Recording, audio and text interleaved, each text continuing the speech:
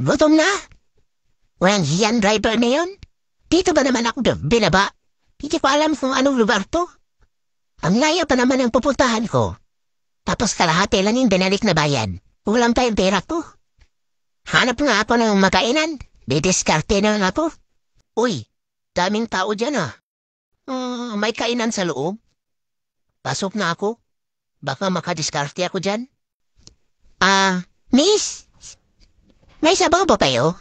Meron po, tay. Meron kaming sinigang na baboy. Tsaka papaitan. O sige. Isang mangkok ng sabaw na sinigang na baboy. Saka isang mangkok ng papaitan. Sabaw lang, miss, ha? Walang laman. Bakit ayaw niyo pa ng laman? Tsaka, miss, may kanin kayong tutong? Ha? Sige po, tay. Hanapan kita sa loob. Bakit naman gusto mo tutong?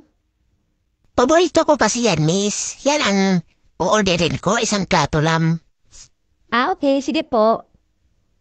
Tsaka tubig. Isang baso. Yan lang, miss. Thank you.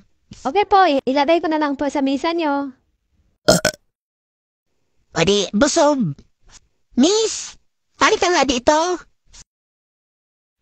Tapos na po kayo, tay? Oo. Busog na nga ako eh. Salamat ha. At nilagyan mo pa ng kanin. Magkano ba lahat? Ang babayaran ko? Ay, wala po kayong babayaran, tay. Libre ngayon. Pista eh. Nagtataka nga po sa'yo. Bakit puro sabaw ang pinili mo? Tuwing pista kasi, nanglilibre ang amo ko.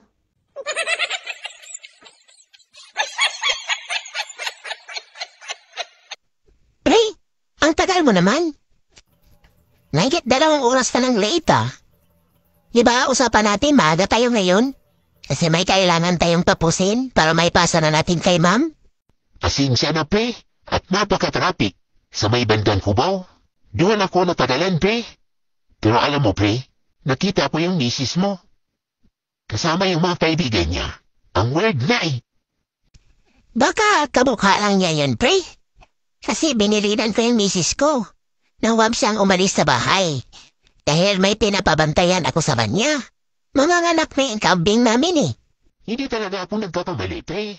Siya talaga yun. May hatak-hatak nga siya eh. Pero, o sige, pre. Tawagan mo na lang. Baka siguro, namamalikmata lang ako. Imposible naman yun. Bakit ka napatawag? Hello? Tuding, nasaan ka? Dito ako sa bahay. Bakit? Sure ka ba? Nasa bahay ka lang? Baka dinuloko mo ako.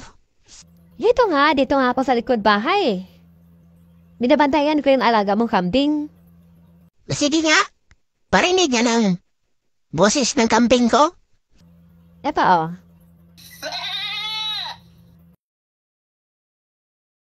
bakit na naman? Ito naman, high blood agad. Bawal bang tumawag sa asawa? Kasi busy kasi ako. May ginagawa ko ngayon. Pumusta na yung si kambing? Nanganganak na? Parang hindi pa naman yata itong mga anak eh. Malikhi pa. Panay kain-kain niya eh. Pauwi na po maya-maya. Baka may gusto kong ipabili sa palengke. Dadaan ako. Wala naman. Kompleto pa. Okay, sige. Ang mga anak. Ba't lang sa labas kayo nakatambay? Maraming lamok dyan. Ba't hindi kayo pumasok? Saan ba nanay nyo? Nasa likod bahay? Wala si Nanay Tay. Kanina pa umalis. Hindi pa nga bumalik eh. Sabi niya, may importante daw siyang bibilhin. Ano?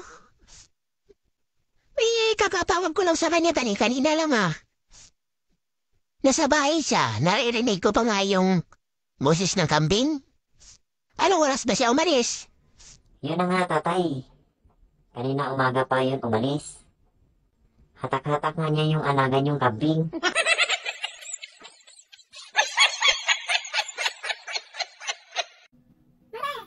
Pare Kuring! Pare, saan ka pupunta? Linggo ngayon, bare. Magsisimba kami. Kasama pa yun si Mister. Himala ah. Ngayon lang kita nakitang nakadress. Kadalasan yung mga damit mo. Naka-slacks. O kaya pantalon, short. Anong meron, Mari? Bagay ka niyan, Mari. Ang sexy mo.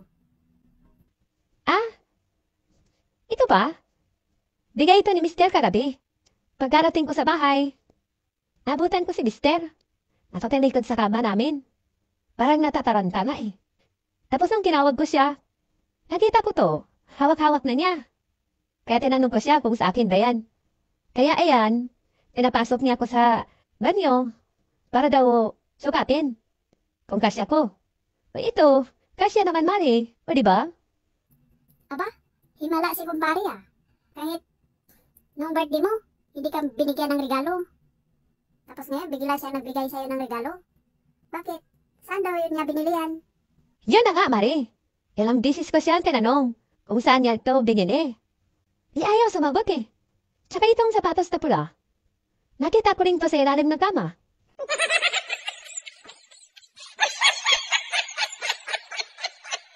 Tao ba? Tao ba, Roding? Andyan ka ba, Roding? Si Aurelio to. May sasabihin ako sa'yo, importante lang. Roding? Ay, Manong Aw, ikaw pala yan? Wala sila tatay dito, nasa kabilang bayan. Dala nila yung alaga naming baka. Si Kuya Rodrigo mo. Andyan ba? May kailangan sana ako sa kanilang dalawa? Magkasama po sila ni tatay, Manong Aw. Silang dalawa po pumunta sa kabilang bayan. May dala po silang alaga naming baka. Ah, anong oras ba sila umalis? Kanina lang po. Naliit po kayo ng kalahating oras. Bakit po ba? Ano pong kailangan nyo? Sabihin ko na lang po kay tatay mamaya pag uwi niya. Yung nanay mo doy, andyan ba? Siya na ang kausapin ko. Tungkol sa kuya mong si Rodrigo. Wala din po si nanay dito, Manong Aw. Nasa bukid po. Nag-harvest din ng mga gulay. Bakit po? May problema po ba kay Kuya Rodrigo? Kailangan ko na kasi makausap yung tatlo. Dahil sa anak kong si Inday, nabuntis ni Rodrigo yung anak ko. Basta ang pagkakaalam ko po, Manong, nasa kabilang bayan po sila. Dahil may gustong magpakasta sa alaga naming baka. Ang singil nga po ni tatay, 2,000. Di ko lang po alam kay Kuya Rodrigo kung magkano ang singil niya sa anak nyo.